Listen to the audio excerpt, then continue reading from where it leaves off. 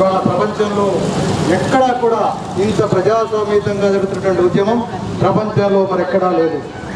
ఇప్పటి వరకు కూడా ఒక రక్తపుచ్చుతో కూడా చెందకుండా పరాయి వారు ఎదుటివారు తమని తామే పరిచేస్తున్నటువంటి ఉద్యమం ఏదైనా ఉంది ప్రపంచంలో అంటే అది తెలంగాణ ఉద్యమం ఒకటే.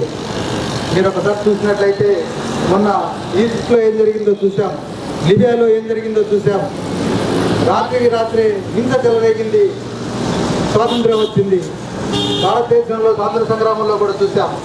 గాంధీ గారు సత్యాగ్రహాలు చేస్తే అది సుభాష్ చంద్రబోస్, భగత్ సింగ్ లాంటి ఉద్యమ వీరులు ఏ విధంగా ప్రజ్వలిల్లారో, ఏ విధంగా తమ యొక్క ప్రాణాలను బలిపెట్టారో, స్వాతంత్ర ఈ భరతమాత సంఖ్యలను పెంచడం కోసం ఏ విధంగా కష్టపడ్డారో మనం చూసాం.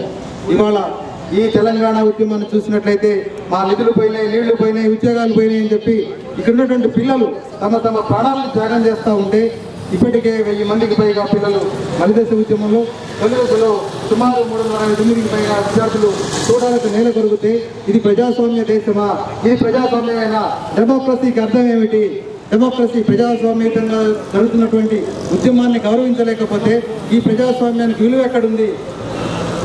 సాక్షాత్తు వాళ్ళ 120 కోట్ల ప్రజానికానికి ప్రజాస్వామ్యానికి అత్యున్నత వేదికైనటువంటి పార్లమెంటులో ఒక హోమ్ మినిస్టర్ ప్రకటన చేసి తెలంగాణ రాష్ట్ర ఏర్పాటు ప్రక్రియ ప్రారంభమైందని చెప్పి ప్రకటన చేసి తర్వాత వెనక్కి తీసుకోవడం ఏ విధమైనటువంటి ప్రజాస్వామ్యం మనమంతా నిర్ణయించాల్సినటువంటి అవసరం ఉంది. ఇవాళ ప్రజాస్వామ్యాన్ని గౌరవించలేకపోతే ఇవాళ విద్యార్థులు, యువకులు ఎవరైతే చనిపోతూ ఉన్నారో వాళ్ళు ఇంకొక వైపు మార్గం పట్టేటువంటి అవకాశం ఉంది, ఉగ్రవాదం వైపు పోయేటువంటి అవకాశం ఉంది, ఎక్స్ట్రీమిజం వైపు పోయి తుపాకీ చేత పట్టేటువంటి అవకాశం ఉంది. ఒకవేళ అటువంటి అవకాశం వస్తే, అటువంటి అవకాశం కనుక జరిగినట్లయితే దీనికి బాధ్యత ఎవరు వహించాలా?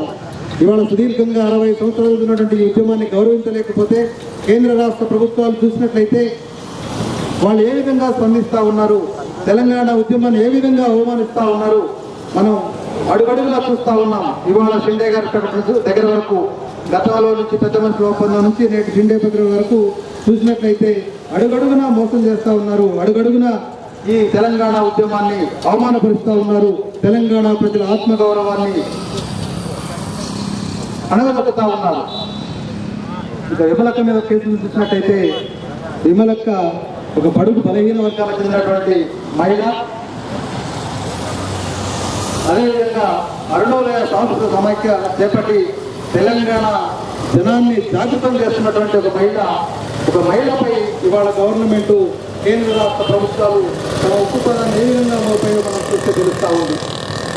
ఇవాళ మేడం చెప్పారు మన ఇందిరా గారు, ఒక విగ్రహం ముక్కుపోతే మీకు ఇంత బాధ కలిగిందే, ఒక విగ్రహం ముక్కుపోతే ఇవాళ మా విమలకను గత 50 రోజుల పైగా జైల్లో ఉంచారే, ఇవాళ మా పిల్లలు అగ్గి పెట్టుకొని కృష్ణాయిలు పోసుకొని తగలబెడతా ఉంటే మా మనసులు ఎంత గాయపడతా ఉన్నాయి, మేము ఎంత బాధపడతా ఉన్నాం అనేది ఈ సీమాంధ్ర ప్రభుత్వాలకు తెలియడం లేదా?